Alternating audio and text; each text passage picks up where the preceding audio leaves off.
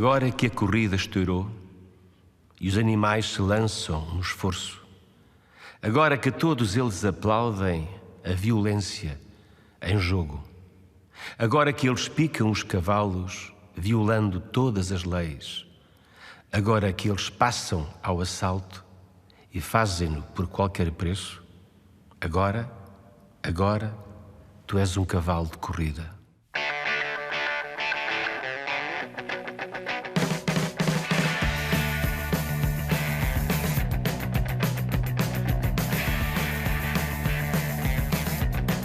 Eu nasci e cresci em Almada, lá em cima na encosta, junto ao Cristo Rei. Aliás, penso que temos a mesma idade, eu e o Cristo Rei, a estátua. Ou talvez ele seja até um pouco mais novo que eu. Eu gostava muito de jogar à bola e era a minha grande paixão, era jogar à bola e fazer arcos de índio, porque eu era o chefe dos índios. Ia à catequese, comecei por ir às coletividades ao domingo, que era a matiné do cinema, do filme, dedicado às crianças, aos jovens e às crianças, sobretudo. E, portanto, comecei a vir às coletividades antes de perceber o que eram os bailes e, mais tarde, o que é que era a música. Porque eu ia atrás da música, dos bailes, íamos aos bailes, não era para dançar, era para ver a aparelhagem dos músicos que lá estavam e sonharmos. Na minha casa ouvia-se sobretudo fado e a canção ligeira. Eu prometo não vê-la nunca mais. Meu pai fazia parte do Orfeão Académico e então tinha saraus e gostava muito de canto. E lá em casa havia um bocado o culto das vozes masculinas, nomeadamente Tony de Matos, Fernando Farinha e o Mário Lanza. A música na altura não me tocava muito, sabes? Aliás, eu acho que até havia uma certa rejeição. E a primeira vez que eu olhei para a cara dos Beatles, na capa de um disco, não achei assim nada de especial. Pronto, eram os tipos ingleses que tinham o cabelo comprido. Há um dia que há um clique. E essa canção chama-se Love Me Do. Love me do. Oh, love me do. E aquilo começa a mexer comigo. E a partir daí eu comecei a ter o meu pequeno rádio a pilhas para ouvir os meus programas e comecei a perseguir tudo aquilo que era a música que vinha de fora. E há uma altura fantástica em que eu descubro uma revista que é Rock and Folk. E antes mesmo de ter os discos ou de ouvir a música, eu comecei a ler a música. Grateful Dead, Jefferson Airplane, Stooges, o que é isto? Não sabia o que era, mas estava lá. E então tudo isso é um mundo que começa a mexer comigo. Aparece um sujeito chamado Alvin Lee com uma Gibson 335. E, portanto, há uma altura que eu digo, não, eu vou construir uma guitarra. Não tenho dinheiro, não há guitarra, mas eu vou construir uma guitarra. E fiz essa guitarra. Será um entre mil, orgulho de seus pais. A minha primeira entrada na música ativa foi um grupo chamado Purple Legion, que era uma tragédia. Eu puxava o grupo para a música anglo-americana e tínhamos outro vocalista que puxava o grupo para a música brasileira. Nunca nos pagavam e tratavam-nos mal porque nós fazíamos o contrário do que se estava à espera. E no próprio palco discutíamos, porque o outro queria tocar, o outro vocalista queria tocar canções brasileiras e eu queria tocar I Can Get No Satisfaction, o que era complicado.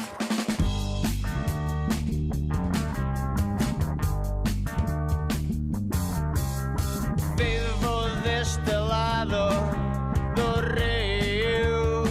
O primeiro passo importante é a ida para o Dom João de Castro, em Lisboa. E é aí que se abre outro mundo. E eu começo a fazer uma viagem todos os dias, mas era todos os dias. Eu atravessava o Rio Tejo de barco e depois apanhava o elétrico e ia até à Ajuda. E então eu tinha que, ou na ida, se tivesse tempo, ou no regresso, tinha sempre tempo, eu subia a Rua Nova do Almada e descia a Rua do Carmo. E aquelas lojas de discos, aquelas lojas de instrumentos musicais, eram a minha perdição, até porque, como qualquer estudante normal, eu era um teso, não tinha dinheiro. Eu cheguei à Faculdade de Direito em 75 e, portanto, entrei na primeira Faculdade de Direito, que é a Memória, porque passámos a vida em RGAs, em greves, em plenários e alguma aula, de vez em quando.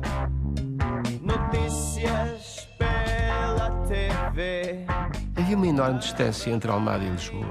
Considerávamos um bocado saloiros. Éramos zona industrial, a Lisnave, toda aquela cova de Piedade estava pejada de indústria. E Almada era dormitório. A distância entre Almada e Lisboa era maior do que o tamanho da ponte 25 de Abril. E nós sentíamos isso quando começámos a tocar. Porque é que os OHF criaram uma certa aura de mistério. Nós íamos tocar a Lisboa, aliás, eu conto isso numa canção que é o primeiro concerto, na ópera lá, Pop and Rock. Nós íamos tocar a Lisboa, ninguém tinha carro, íamos de barco, depois íamos de metro, de elétrico, o que houvesse, para o sítio. Depois desaparecíamos, tocávamos e desaparecíamos. E havia gente que queria falar connosco, queriam conhecer-nos, normal, beber um copo. Era muito simples, nós não tínhamos transporte e, portanto, o barco acabava à 1 da manhã, 1 e tal da manhã. Se não chegássemos a horas ao outro lado do rio, não tínhamos barco para chegar a Almada, tínhamos de ficar ali assim até às 6 e tal da manhã. E isso criou-me a ideia de que nós éramos assim uns tipos misteriosos. Não era uma questão prática, tínhamos que apanhar um barco. Os OHF entram numa altura a tentar fazer música quando havia o conceito que a música portuguesa, na altura, não é só feita com violas, com braguesas e com adufes. E flautas de vez em quando e tal. Por isso é que eu gosto muito do disco Mudam-se os Tempos, Mudam-se as Vontades do Zé Mário, porque quando eu ouvi aquilo era outra música portuguesa feita de outra forma. Dão-nos um lírio e um canivete e uma alma para ir à escola. Mais um letreiro que promete raízes, hastas e corola. A minha cidade era uma cidade bastante revolucionária e, portanto, havia assim, digamos que um olhar distante para aqueles rapazinhos que queriam tocar com guitarras elétricas e bateria. Não somos punk, mas bebemos no punk. Bebemos no punk até porque o Pérez, o nosso viola baixo, fez a viagem de curso, fim de curso a Londres, naquele fulgor de 76, 77. E então veio cheio de maxis. E nós devorámos aquilo tudo, não é? Corremos selvagens na mira das armas, apontadas para a justiça da cidade. E a música punk devolve a naturalidade às coisas, que é, não tens dinheiro, não tens aparelhagem, mas tens 2 violas, um microfone de bateria, faz música de rua. Eu acho que há uma canção punk que nós escrevemos, que é a Caçar. É aí que nós nos descobrimos o nosso caminho, como é que eu tenho a dizer, a nossa raiz musical. Nós éramos 3. Quem tinha uma guitarra elétrica era eu, o Renato não tinha. Mas como o Renato tocava muito melhor guitarra do que eu, dei-lhe a guitarra. Então, para termos enchimento, o Pérez metia pedal de distorção para o baixo, ter ali assim uma sonoridade compacta e tal. Para jogos de amor, bebe que sobe e acende a fogueira, entre chamas vivas da fogueira. Os OHF pululavam nos vários cafés, nos vários sítios, nas esplanadas ali junto ao Central. Às vezes não era possível estar no Central, que havia uma enorme confusão, porque aquilo era mesmo um ponto de encontro de todas as pessoas. O Café Central era o Vavá de Almada, mas dentro da não elite. E nós íamos para o outro lado da praça, para o Calhandra. E nós ficamos nessa esplanada até cair o dia, a fazer listas, aquelas listas patéticas. Digo patéticas porque 20 pessoas a escreverem nomes para um grupo, nem queiras saber. Nós escrevemos de centenas de hipóteses e nenhuma delas vingou. Eu cheguei a casa, liguei a televisão e ela estava com risquinhos. Rodei um pouco a televisão para meter o jack no sítio e quando olho vejo UHF. Ninguém sabia o que é que aquilo queria dizer. Não havia, e quando perguntam, mas porquê? Qual é o conceito filosófico? Não há. Foi fácil, era simples.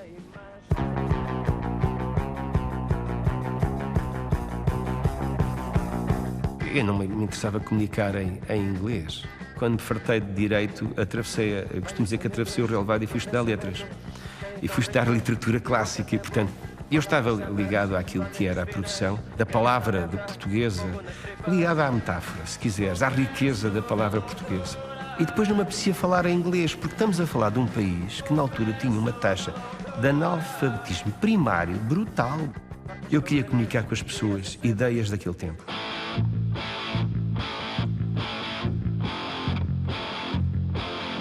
O Jorge Morreu vem porque era a editora que estava a gravar o Kill Del Rock. E aparece-nos. E nós temos o atrevimento de um dia lá ir falar com o senhor. E ele disse, sim senhor, vamos gravar. E gravámos em condições muito difíceis, porque éramos perfeitamente inexperientes. Profundamente inexperientes.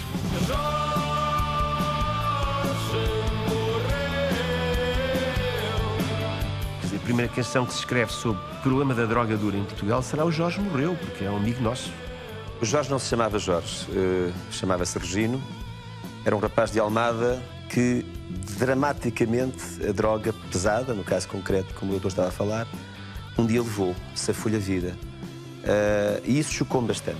Eram os tempos, não é? Um tempo chocante para mim, ver uma carga da polícia de choque. A caçada era uma questão completamente...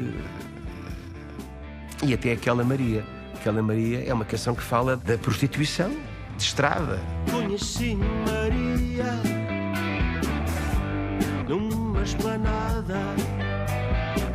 Havia um contexto sociológico. Agora, se nós representamos isso tudo, hoje fazemos história. Na altura, eu estava a escrever o que via, o que estava ao meu lado. Eu hoje tenho mais liberdade para escrever sobre questões sociais e políticas do que tinha naquele tempo, porque aí ainda andava à procura de caminhos, dos meus caminhos. Os primeiros concertos é em setembro de 79, com o Dr. Feelgood em Cascais. Foi difícil a vários níveis. Por exemplo, eu tinha tantos nervos no camarim, que eu via os meus colegas comer e eu só conseguia comer as côdeas do pão e água. E mesmo assim dava-me vómitos. Portanto, eu fui para palco num estado calamitoso. Descobri uma coisa curiosa. Quando entrava em cima do palco, aquilo acabava. E eu ficava como se entrasse no meu aquário. Mas foi difícil o primeiro concerto, o segundo foi muito bom. E logo a seguir fazemos Elvis Costello. Ficamos com os Uriah Heep, com os Tourists, que mais tarde vão a dar os Eurythmics 999, que estavam cá também na altura. Ramones em 80. Os Ramones, nós tocamos com os Ramones um mês antes de sair os Cavalos de Corrida para a rua. Nós fomos lançados às férias. Foi muito bom. E foi muito bom porquê? Porque aprendemos. Aprendemos uma coisa, aprendemos o palco. Os nossos técnicos aprenderam a disposição e como é que tudo se organizava num palco internacional. E começámos a ter exigências. É quando nos começam a chamar em alguns sítios da província que nós somos vedetas. Não éramos. Nós só queríamos fazer uma coisa bem feita, como tínhamos aprendido com os ingleses e com os americanos que vinham cá.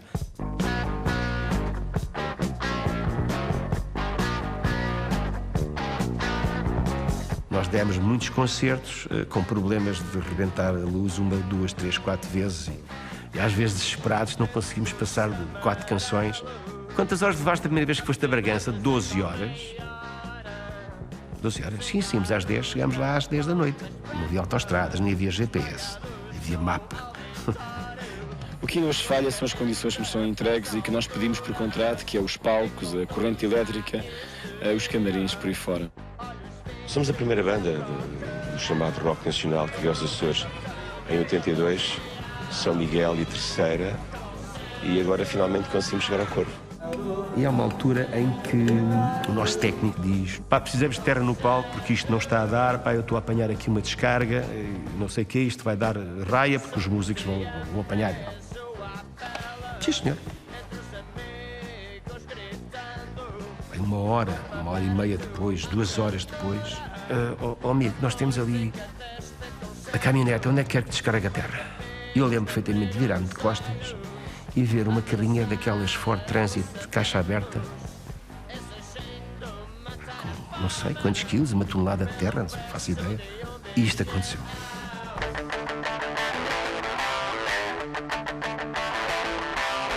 Estamos na greve dos músicos de estúdio. E eu penso que o Rui Veloso e o GF são favorecidos. É um acontecimento que acontece nessa altura.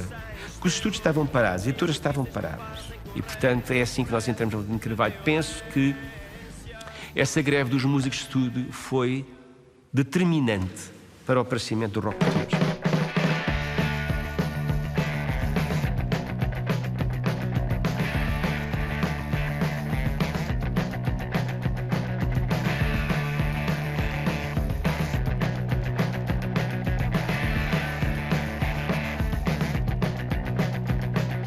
Agora que a corrida estourou e os animais se lançam nos foros falso. Agora que todos eles aplaudem, a violência em jogo. Agora que eles picam os cavalos, violando todas as leis. Agora que eles passam ao assalto e fazem-no por qualquer preço. Agora, agora, agora, agora, tu és um cavalo de corrida. As pessoas começaram a vibrar com a canção. A primeira edição, o vinil, eu não sei se é 2.500 exemplares, se é 5.000, mas não é mais do que isto. Ou seja, ainda ninguém acreditava em nós. Normal. E saber que estavam cá fora 5.000 discos, ou 2,5 mesmo, já era fantástico. Só que acontece um problema. É que os vendedores não conseguiam completar os pedidos porque havia sempre mais pedidos. Então, cada vez que saía uma edição, já estava esgotada. E aquilo foram vários dias a fazer edições de 5.000, 2.000, não sei. Até que há um dia que disse, bem, isto é um sucesso, vamos começar a fazer a pasada, como a gente lhe chamava, não é? A nossa sorte é que a Avelino de Carvalho tinha fábrica própria. E a fábrica chegou a trabalhar 24 horas seguidas para fazer discos.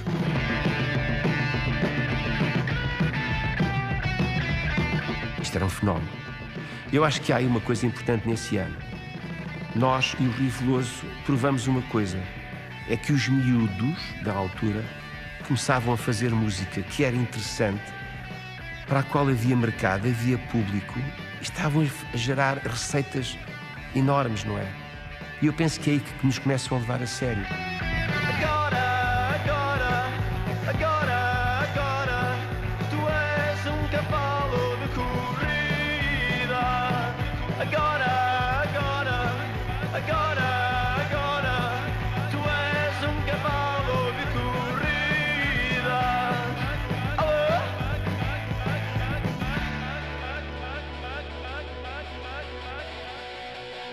Sempre houve pop rock em Portugal desde o final dos anos 60. Aquilo vendia muito pouco, não é? E, portanto, o pop rock vendia aquilo que vendia. Em 1980 aquilo explodiu. Tudo começa-se a alterar, ou seja, a própria indústria, PAs, sistemas de som, aparelhagem, condutores, carregadores, técnicos, iluminadores, capas de discos, fotógrafos, designers.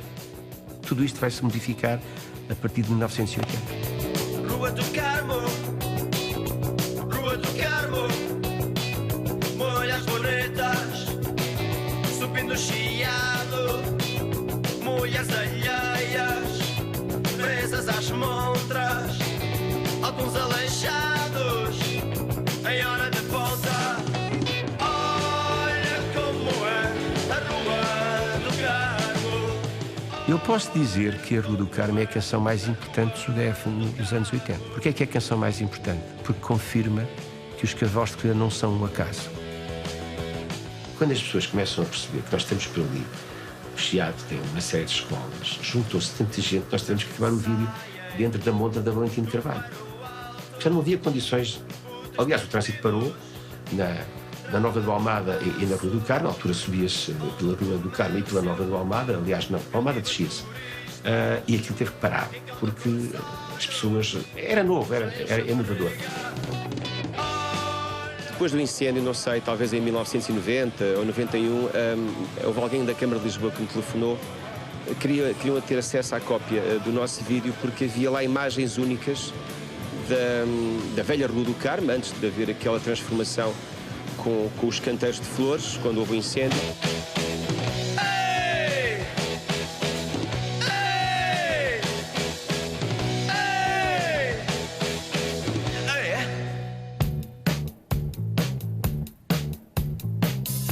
No À Flor da Pele, nós tivemos quase 3 meses em estúdio, que é uma exorbitância. E há um dia que eu estou a gravar, estou sozinho lá no estúdio enorme, e a Amália aparece mais cedo. E o Ribeiro ficou num estado, e agora? Vamos parar. E a Amália disse, não vão parar nada. Eu estava a ouvir o rapaz, e eu não percebo muito bem o que ele está a cantar, mas ele tem qualquer coisa e eu quero ouvir. Pois, mas é que repare, eu estava dentro do estúdio, eu não sabia disto. acabei de gravar, felizmente não disse nenhuma bujarda, porque às vezes se dizem, trocamos aquelas palavras do vernáculo de uns para os outros. Entro dentro da cabine e vejo a Amália e fiquei congelado. E, portanto, é a minha história com a Amália Rodrigues. Foi esse momento em que ela ficou-me a ouvir gravar uma canção sem eu saber o que é que está a passar. Sempre segui a carreira do Sérgio Godinho. E há uma altura em que eu leio uma entrevista dele e ele diz que estava na ressaca criativa e explicava o que isso era. E eu gostei muito de ler aquilo porque eu tinha o mesmo problema, que é: pá, fazes um disco e agora o próximo. É o quê? Centeia de fogo, corpo bronzeado, lábios vermelhos, sorvendo um gelado. Esta é a imagem do anúncio de cartão, nua sexy de papel, despertando a ilusão. Depois do sucesso dos Cavalos de Cria do Chico Fininho, havia uma ordem nas editoras: inventem grupos que escrevam já canções e façam rock português já e depressa. Quase que aquela frase para Angola e depressa, não é? Que era para o rock português e depressa, não é? Tive coleções de singles perfeitamente intragáveis, não é? Quer dizer, com todo o respeito pelas pessoas que estiveram nos projetos, mas aquilo era insuportável, não é? E também desapareceram, apareciam e desapareciam. E nós podíamos ter sido mais uns, iguais a esses. Eero do Carmo confirma. E depois estou de passagem, confirma que há mais caminho para além da Rua do Carmo e dos Cavalos de Correr. Dá-me abrigo por esta noite. Dá-me abrigo por esta noite. Procuro conforto no teu cobertor. A noite prepara jogos de amor. Febre que sobe e acende a fogueira entre as chamas vivas da fogueira. Tem a ver com uma certa concepção filosófica do que é a vida. A vida passa por ser uma passagem, e isso vem expresso na capa do disco quando nós referimos entre o nascimento e a morte, estou de passagem. Envaidecemos, mas tínhamos lastro. Efetivamente, éramos o grupo que mais vendia em Portugal, que mais tocava em Portugal. Nesse ano nós vendemos mais de 100 mil discos. E nós começámos a querer outras coisas. E a Valentim começou a ter muita gente. O litígio surgiu, levou bastante tempo a ser resolvido e os UGF optaram, ao fim e ao cabo, por pedir a rescisão de contrato, que só foi aceito agora há pouco tempo. Aparece uma editora, que é a Rádio Triunfo, Orfeu, onde estavam todos os grandes cantautores portugueses, por exemplo, não é? E que nos oferece o dobro do que estávamos a ganhar na Valentim de Carvalho. Olha, fomos pelo dobro e nunca ganhámos nada.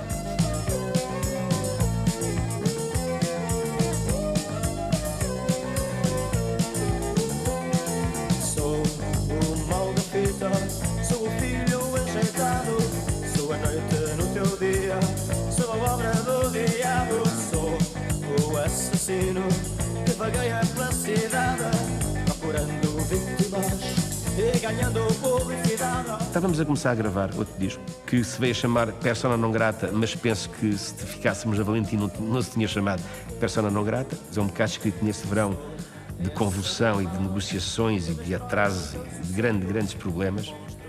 Mas fizemos um péssimo negócio artístico e até financeiro também, mas artístico sobretudo.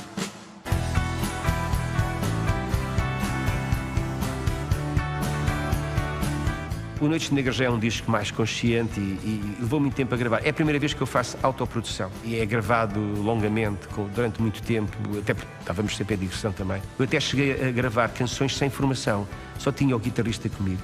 Eu e o guitarrista, e depois íamos escolhendo músicos para gravar as canções. Na tua cama, onde as horas se consomem, na tua cama.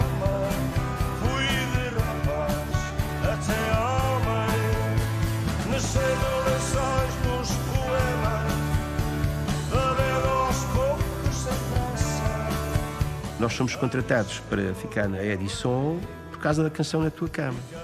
Agora, a estreia dela ainda é mais genial, porque foi a primeira vez que uma canção do ZUGF tocou num estádio, e se calhar foi a primeira vez que uma canção de um artista português se estreou num estádio. Num famoso jogo do Benfica com o Steaua de Bucareste, com o Estádio da Luz, com 120 mil pessoas. Eu não sei se as pessoas perceberam a canção. Eu não estava lá, nem sequer consegui bilhete para ir à estreia. Ninguém no Benfica sabia que eu existia, ou então ninguém sabia que eu era do Benfica. Não tinham que saber, não é? Depois é a minha chama clubística, é pacífica, muito pacífica. Somos milhões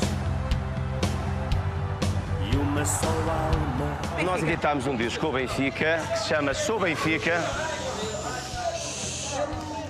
E tem sido, para mim, pessoalmente, um dos momentos mais arrepiantes da minha carreira, de cada vez que vou ao centro do relvado. O Sou Benfica é um hino. E ao final de vida do meu pai. O meu pai que me deu o Benfica e que me deu, digamos, a paixão pelo futebol, eu depois ofereci-lhe isso. Eu guardo em casa algumas fotografias importantes.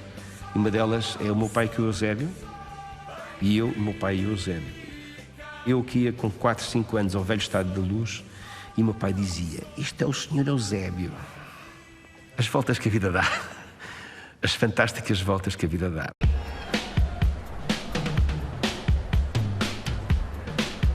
Eu tinha que gravar mais um LP para a Rádio Triunfo Orfeu e não queria gravar originais. E então desafiei para gravarmos um disco ao vivo e conseguimos. O disco é gravado no Alfeite, no Clube Cultural do Alfeite, onde nós ensaiávamos.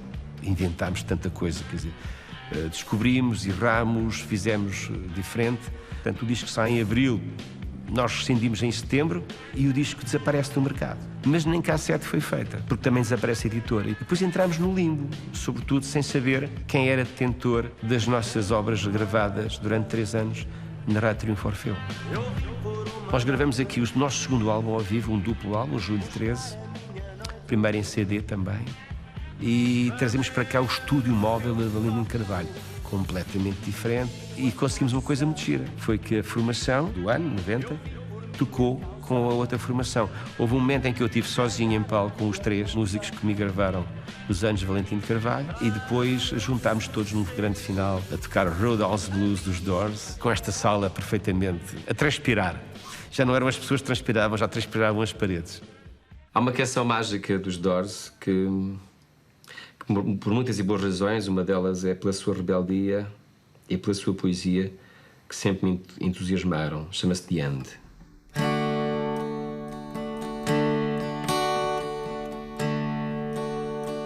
This is the end, beautiful fun. Eu, durante 20 anos ou mais, em cada 3 perguntas havia uma que era: então como é que se sente na pele do Jim Morrison em português? Já não sabia o que havia de dizer. E então as últimas coisas que eu disse, aliás, digamos uma frase que eu construí assim: pá, sou mais inteligente que ele. Porquê? Estou vivo. E era já uma forma de dizer assim: epá, passemos a outro capítulo, porque esse já chega, já lá vai.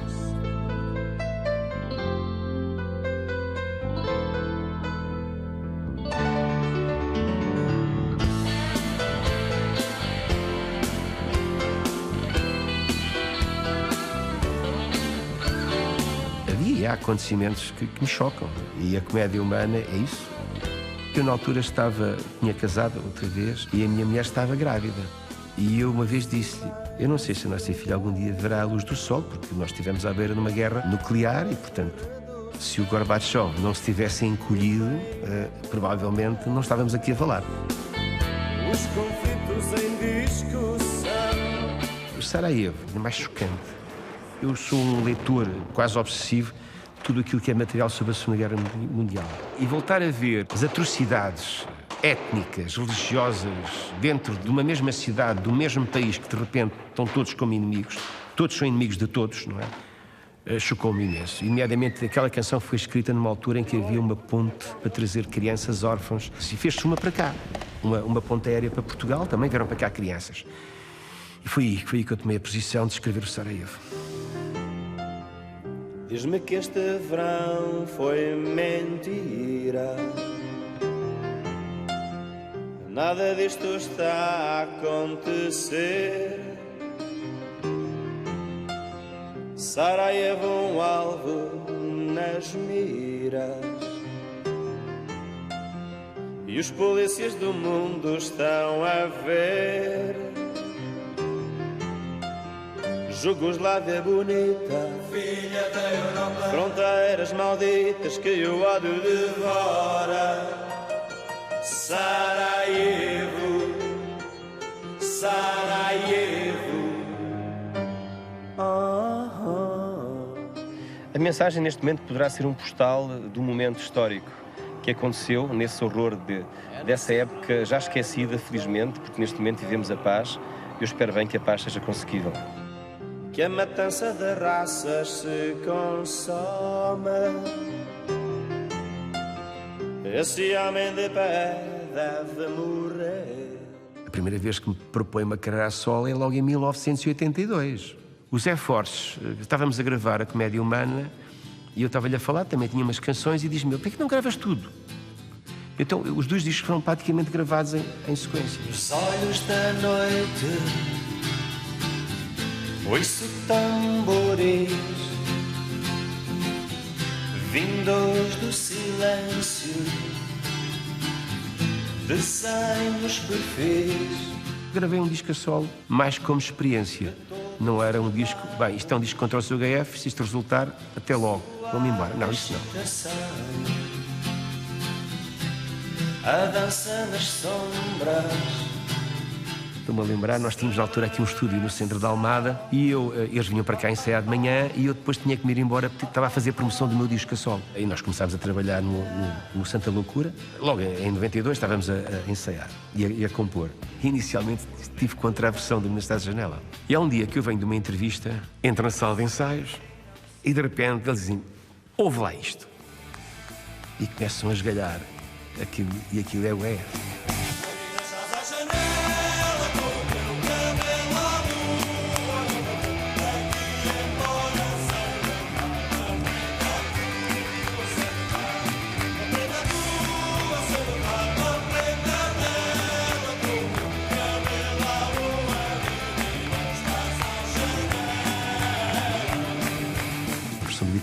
Tem uma outra estrofe. Não me lembrava de outra estrofe, não.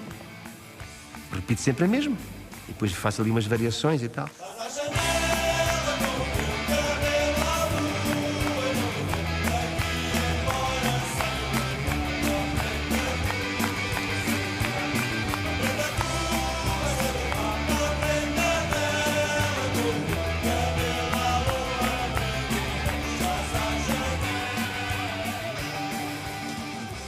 A primeira vez que eu abordo José Afonso é em 94, no disco duplo Os Filhos da Madrugada. A morte saiu à rua um dia assim. A Morte Céu é dedicada a um pintor que foi assassinado pela PIDE, chamado Dias Coelho.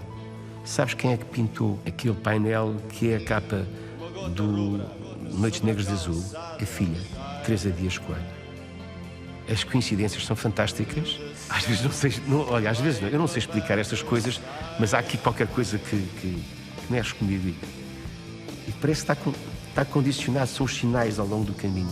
Vento que dá nas escadas do canavial.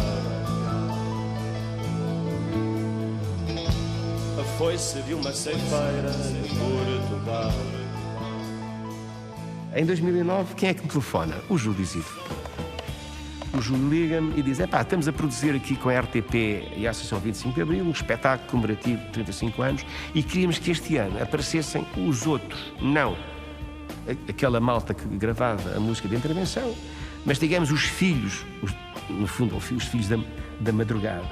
Olha, eu estava a pensar se querias gravar o Vejam Bem. Está bem. E é uma das nossas canções de referência hoje. Vejam bem que não há só gaivotas em terra quando um homem se põe a pensar. Quando um homem se põe a pensar. Começam os fãs a dizer: isto um dia vocês deviam fazer. Era um disco, José Afonso. E fazemos. Era de noite e levaram, era de noite e levaram. Quem nesta cama dormia nela, dormia nela, dormia.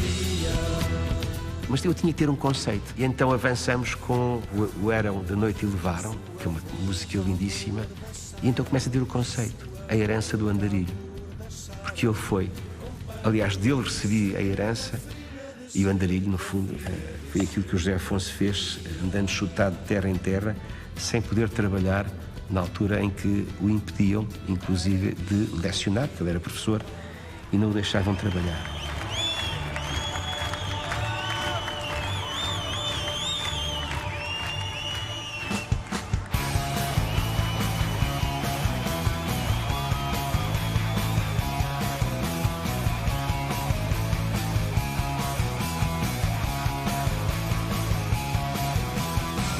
Noites frias de marfim, noites frias ao luar, a conversa já no fim, bates-me com o teu olhar, bates-me com o teu olhar, bates-me com o teu olhar.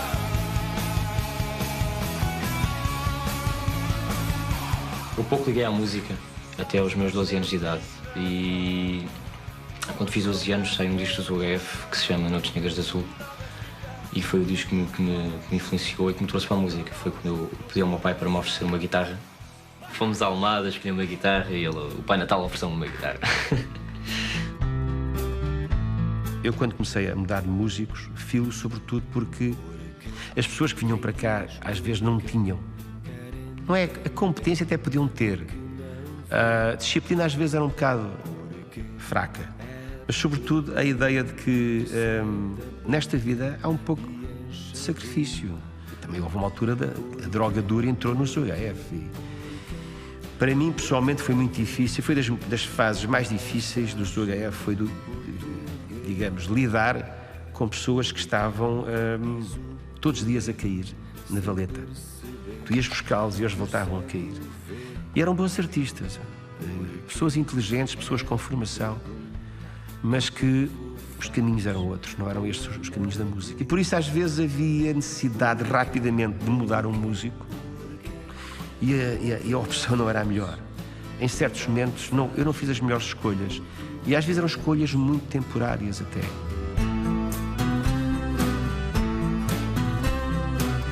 Tive 3 vezes no MIDEM, enviado pela SPA para trabalhar junto daquilo que era a minha área, a edição discográfica, o publishing, por aí fora. E em 95, por aí, acho que em 96, eu assisti a uma conferência sobre o mundo digital, que dizem isto vai ser imparável.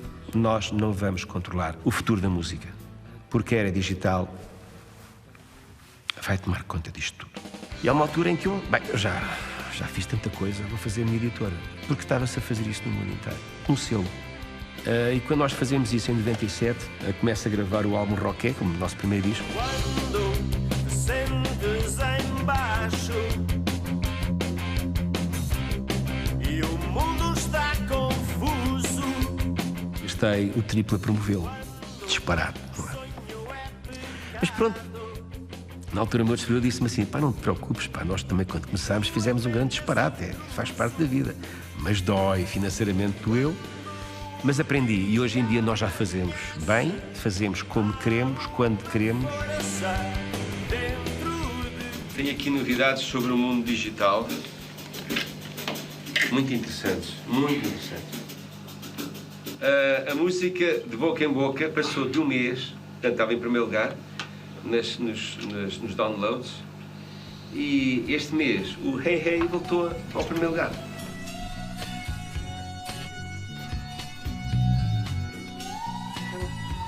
Isto é a fase primeira, que é afinar, hein? É fundamental.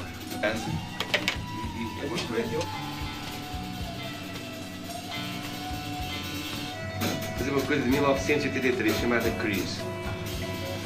Artes embaixo de fronteira. No outro dia, quando em Almada tocámos a canção, eu disse, bem, acho que há uns de vocês que vão chorar. E no fim, nos autógrafos, pá, depois fizeste mesmo chorar, pá.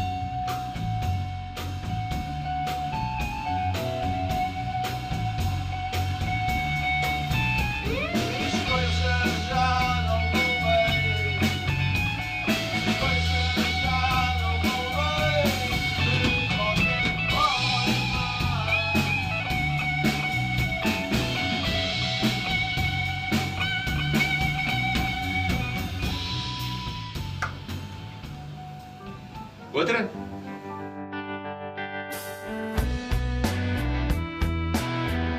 Eu tinha que fazer uma ópera e quis fazer uma ópera com instrumentais. Eu fiz arranjos quase sinfónicos. Eu não vou dizer que são sinfónicos porque eu não escrevo em pauta. Eu escrevo em cifra e construí peças instrumentais somando instrumentos em estúdio. Tu sabes bem que o amor se perdeu.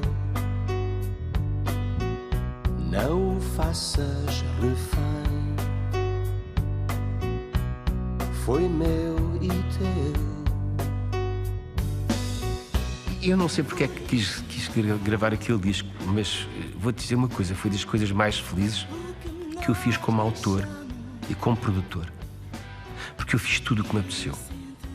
Não houve limites, eu não tinha formato, não tinha que fazer canções de 3 minutos.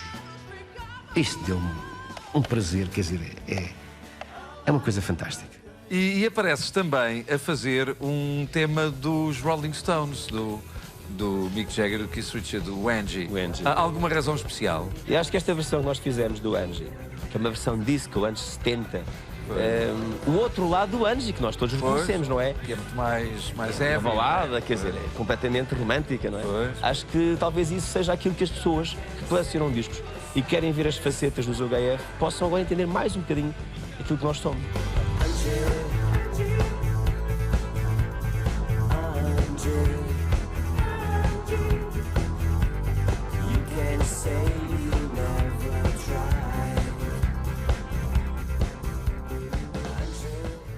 Olha, eu fiz 2 discos muito fortes nos últimos anos.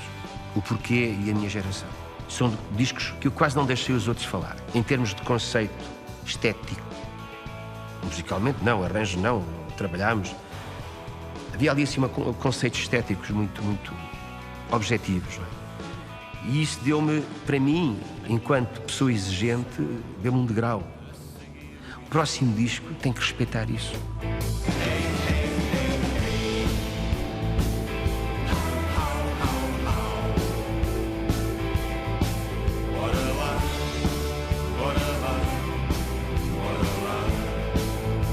É um disco que está a ser trabalhado há muito tempo. Eu gosto muito de trabalhar. Olha, os discos ao vivo deram-me tempo. A herança do Andarilho deu-me tempo para ir à procura deste disco. Já tenho título. Quando tenho um título, tenho o telhado da casa. O som vinha de fora, a palavra cá dentro. Chegar a hora de marcar o meu tempo.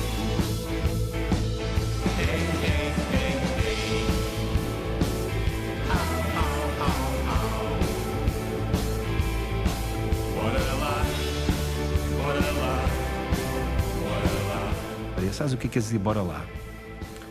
Bora lá é o princípio dos UHF. É quando nós estamos perante todas as dificuldades. Olha, o país estava debaixo, 77, 78, nós estávamos debaixo de uma intervenção, a primeira, do FMI. Tudo muito caro. Não tínhamos carro. Sala de ensaios, corremos uma série delas a ser corridos porque fazíamos barulho. Não fazíamos música, fazíamos barulho. E perante as dificuldades, perante isto tudo, havia sempre uma frase: bora lá. Pá, mas pá, bora lá. Eu nunca me esqueci dessa frase. Perante qualquer dificuldade, a nossa maior expressividade era assim: pá, vamos lá fazer isto, pá. Parece que havia alguma coisa que nos empurrava. E nós íamos. Sabes o que é um grupo ir de metro com os instrumentos até à discoteca Browns na Avenida de Roma? Marquês da Fronteira, não é aquela ao lado? Quer dizer, isso hoje se calhar ninguém vai, não é? Porque então um grupo vai com... Bem, íamos nós e 10 amigos, não é? Quando chegámos à porta, o porteiro olhou para nós e disse: então, mas o que é isto? Quantos é que vocês são? 4. E os outros? Os outros são os técnicos. Um levava uma baqueta, outro levava outra baqueta, outro levava a guitarra, outro levava o baixo. Que era para ver se a gente metia lá alguém que fosse apoiar-nos, não é? Tocámos muito alto e muito forte.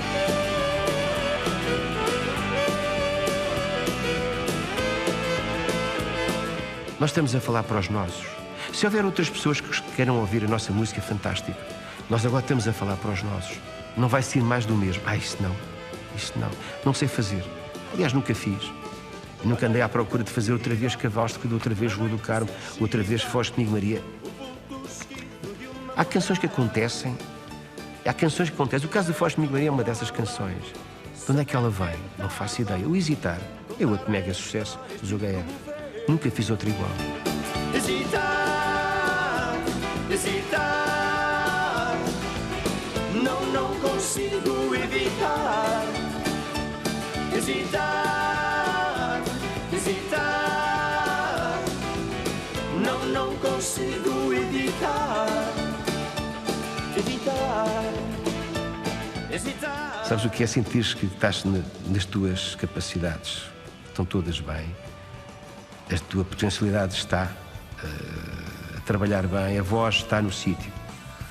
Às vezes ouço certos cantores mediamente internacionais ao vivo e fico já com... Eu não quero fazer isto, não me quero arrastar. Sei fazer outras coisas e por isso não quero ficar para além daquilo que é justo e honesto, para mim e para os outros. Enquanto valer a pena, enquanto subir a um palco e não me arrastar.